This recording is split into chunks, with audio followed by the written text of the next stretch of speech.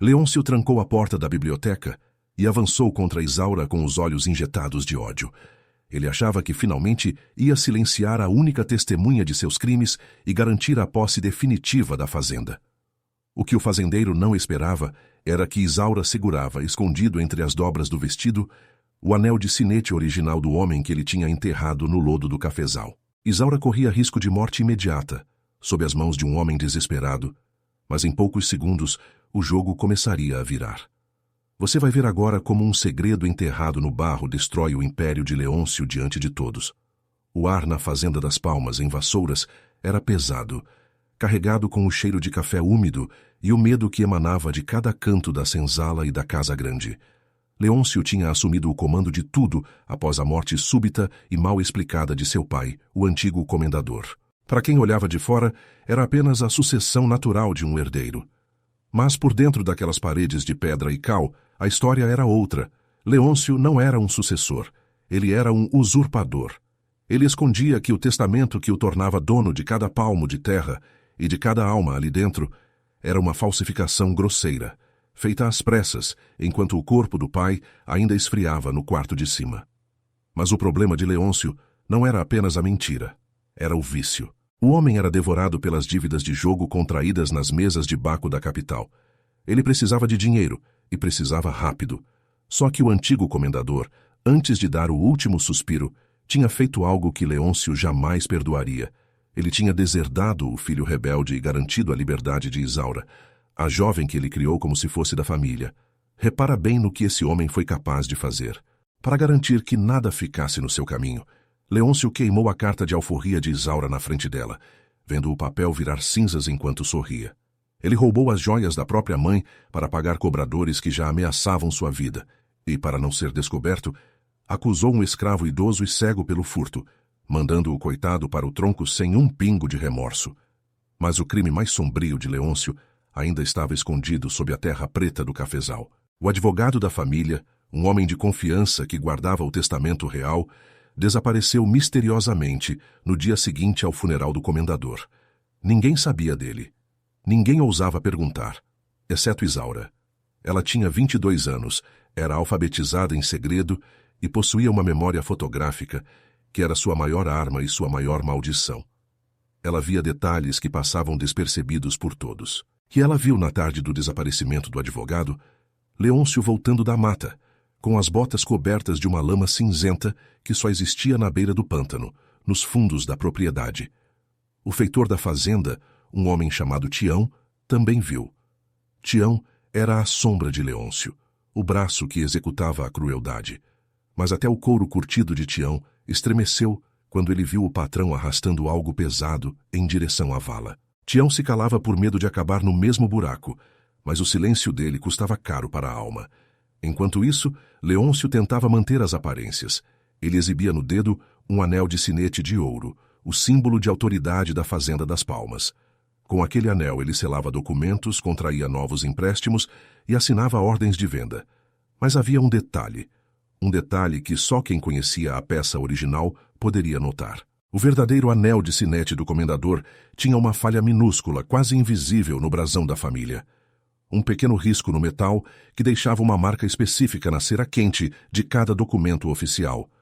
O anel que Leôncio usava era uma réplica, uma cópia bem feita, mas que deixava uma marca limpa demais, perfeita demais. A tensão na fazenda atingiu o ponto de ebulição com a chegada de 2 homens vindos da capital. O doutor Fontoura, um advogado astuto que desconfiava da rapidez com que Leôncio tomou posse de tudo, e o Sr. Miller, um investidor inglês de poucas palavras e olhar de gelo. Miller não estava ali para visitas sociais. Ele exigia garantias reais para as dívidas astronômicas que Leôncio tinha acumulado. Ele queria ver os livros de conta, queria ver a validade dos títulos de terra e, acima de tudo, queria a prova de que Leôncio era o dono legítimo de tudo o que oferecia como penhor. Leôncio estava suando frio. Cada vez que Miller pedia um documento, o fazendeiro sentia a corda apertar no pescoço. Ele sabia que, se o Dr. Fontoura analisasse os selos com uma lupa, a fraude seria descoberta. Mas onde estava o anel original? Ele o tinha perdido na noite em que se livrou do corpo do advogado. No meio da luta, no meio da lama, a joia escorregou e sumiu no chão da floresta. Ou era isso que ele pensava? O que Leôncio não sabia era que dias depois do crime, Isaura foi até a beira do cafezal buscar ervas para um remédio. Perto das estribarias, onde o caminho se encontrava com a mata, algo brilhou no chão sob a luz do sol da manhã. Era o ouro. Ela recolheu a joia e, ao limpá-la, reconheceu imediatamente a falha no brasão. Era a prova física de que todos os documentos assinados por Leôncio nas últimas semanas eram falsos. O anel de sinete original estava nas mãos da mulher que ele mais odiava e mais desejava silenciar. A partir daí, começou um jogo de gato e rato perigoso. Leôncio começou a notar que Isaura não baixava mais a cabeça como antes. Havia algo no olhar dela, uma confiança que o perturbava. Ele começou a revistar a senzala, revistar os quartos, quebrando móveis e rasgando colchões em busca de qualquer coisa que pudesse ser usada contra ele. Ele suspeitava que ela sabia de algo, mas não tinha certeza do que. A pressão aumentava. O investidor inglês, Sr. Miller, deu um ultimato. Ou Leôncio apresentava os títulos de propriedade devidamente selados e auditados em um jantar formal na noite seguinte. Ou ele acionaria a guarda imperial para confiscar a fazenda e prender Leôncio por estelionato. Desesperado, Leôncio chamou Isaura ao seu escritório. Ele tentou a tática do medo. Ameaçou vendê-la para um negociante de escravos itinerante, um homem conhecido pela brutalidade extrema, se ela não confessasse o que estava escondendo.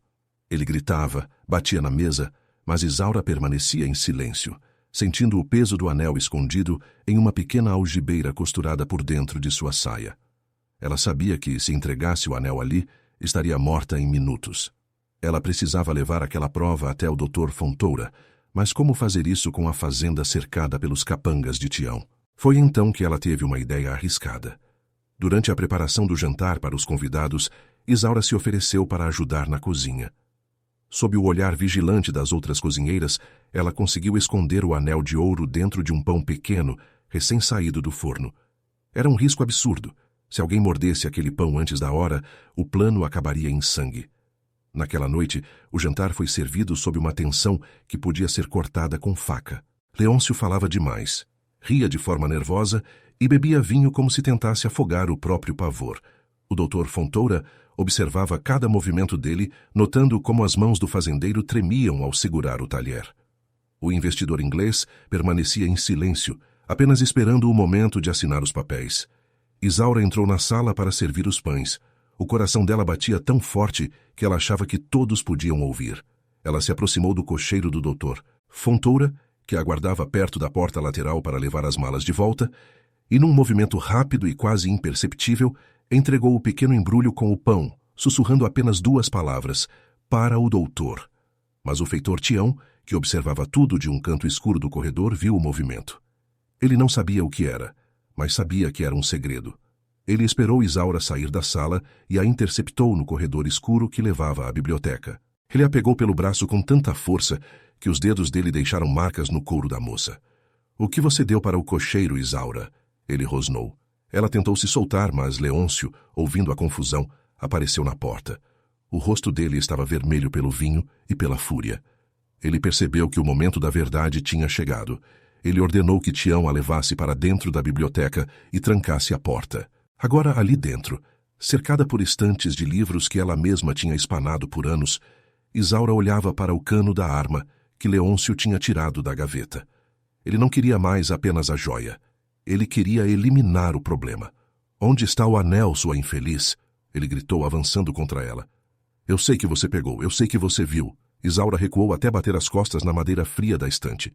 Ela não tinha mais o anel consigo, mas tinha algo mais poderoso. A certeza de que a prova já estava a caminho de mãos que Leôncio não podia alcançar. Ou assim ela esperava, pois o que ela não sabia era que, lá fora, o cocheiro tinha sido parado por um dos capangas de Leôncio antes de subir na carruagem.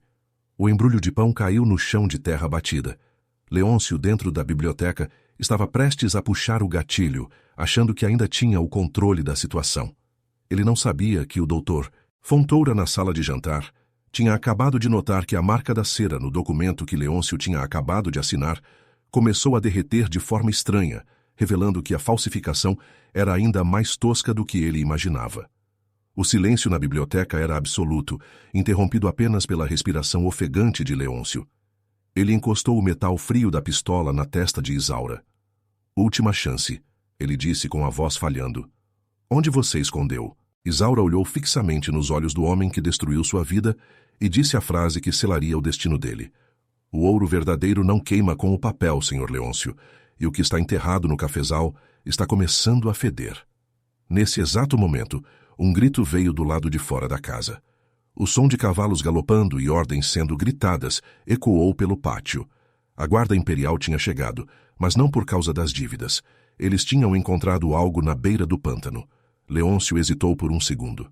E esse segundo foi tudo o que Isaura precisou para empurrar a mão dele e correr para o outro lado da sala.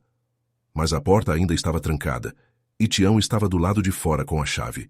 O império de mentiras de Leôncio estava desmoronando, mas ele ainda tinha uma bala na agulha e o desejo desesperado de levar Isaura junto com ele para o inferno.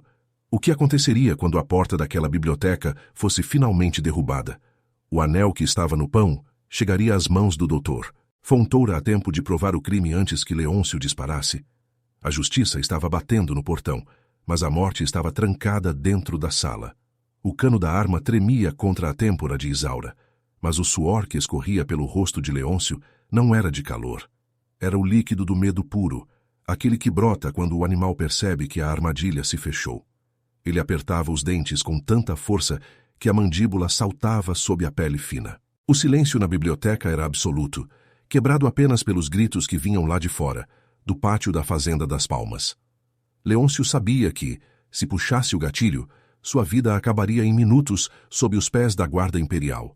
Mas a loucura da ganância tinha tirado dele qualquer rastro de lógica.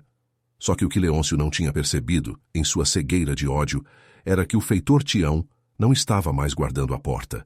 Tião era um homem bruto, acostumado a bater e a calar, mas ele não era burro. Quando viu a carruagem da guarda imperial atravessar o portão principal, seguida por homens armados, e pelo Dr. Fontoura gritando ordens, o feitor sentiu o cheiro da corda no pescoço. Tião largou a chave na fechadura e correu para as estribarias, tentando salvar a própria pele antes que a casa grande viesse abaixo. A porta da biblioteca não precisou ser derrubada. O Dr. Fontoura, com o rosto vermelho de indignação e as vestes em desalinho, girou a maçaneta e entrou como um furacão, seguido de perto pelo Sr. Miller, o investidor inglês que não exibia mais a frieza de antes, mas um desprezo profundo. Quando viram Leôncio com a pistola apontada para a cabeça de Isaura, o tempo pareceu parar. Repara bem na cena. O herdeiro ilegítimo, acuado entre livros que nunca leu, usando a violência para esconder que era um miserável coberto de dívidas e sangue. Doutor, Fontoura deu um passo à frente, batendo o bastão de prata com força no chão de madeira. O som ecoou como um tiro. Abaixe essa arma, Leôncio, gritou o advogado. O jogo acabou. O pão que você tentou interceptar já foi aberto. O que estava dentro dele está agora em minhas mãos. Leôncio arregalou os olhos. Ele olhou para a mão esquerda do Dr. Fontoura e viu o brilho inconfundível do ouro. O anel de sinete original. O cocheiro, num ato de coragem que ninguém esperava, tinha conseguido jogar o embrulho para o Dr. Fontoura antes de ser derrubado pelos capangas. O investidor inglês, Sr. Miller, deu um passo à frente e estendeu a mão. Ele pegou o anel e, com um movimento lento e cerimonioso, tirou do bolso o documento que Leôncio tinha acabado de assinar na sala de jantar. Ali, diante dos olhos injetados de Leôncio, o teste foi feito.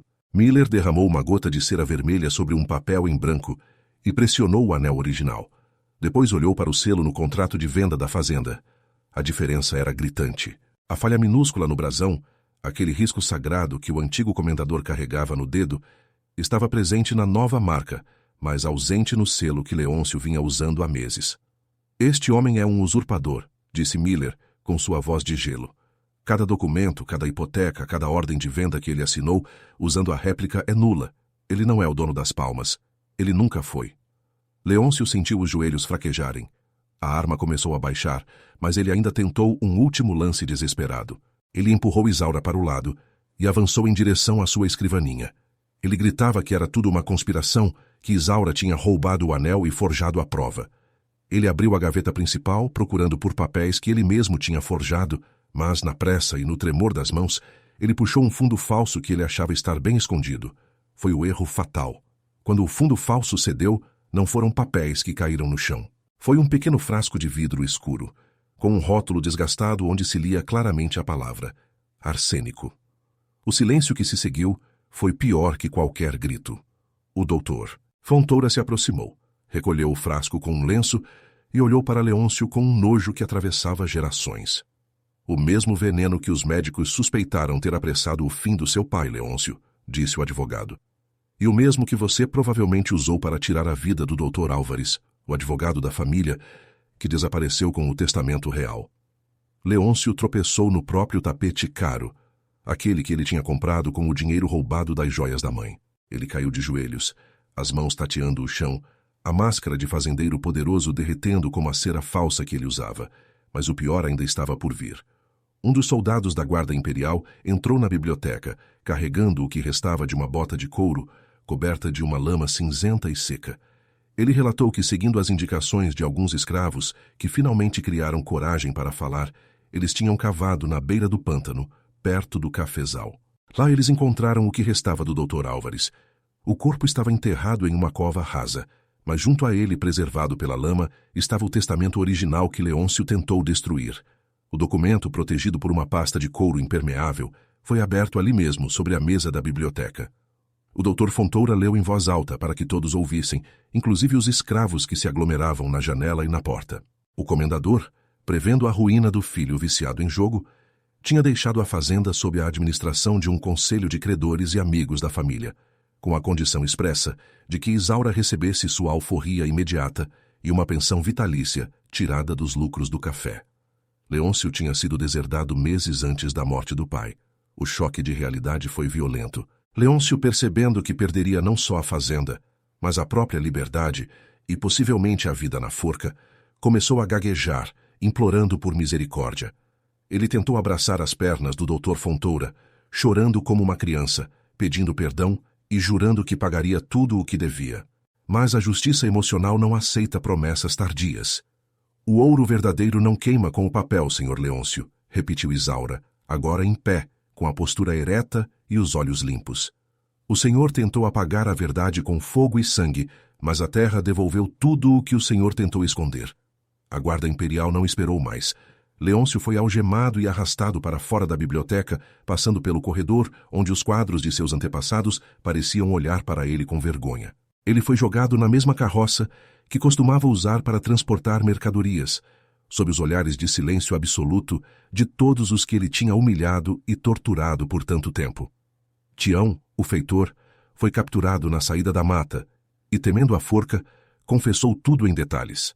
Como ajudou a carregar o corpo do advogado e como viu Leôncio misturando o veneno no caldo do velho comendador. A queda do império de Leôncio foi rápida e barulhenta, como um casarão de madeira sendo devorado por cupins. Nas semanas que se seguiram, a Fazenda das Palmas passou por uma transformação. O Conselho de Credores, sob a supervisão do Dr. Fontoura e com o investimento honesto do Sr. Miller, começou a sanear as dívidas. Isaura, agora livre por direito judicial e com o documento de alforria assinado pelo próprio juiz da capital, não quis ficar naquelas terras que guardavam tantas lembranças de dor. Ela recebeu sua parte das joias recuperadas e a indenização garantida pelo testamento do comendador. Dizem que ela partiu para o Rio de Janeiro, onde usou sua inteligência e sua educação para ajudar outros que ainda sofriam sob o jugo da injustiça. Ela nunca esqueceu o peso do anel de sinete em suas mãos, mas agora aquele metal não representava mais o poder de um homem sobre o outro, mas a prova de que a mentira, por mais dourada que seja, sempre acaba sendo desmascarada pela verdade. Leôncio terminou seus dias em uma cela úmida na capital, esquecido por todos os amigos de jogo e desprezado pela família.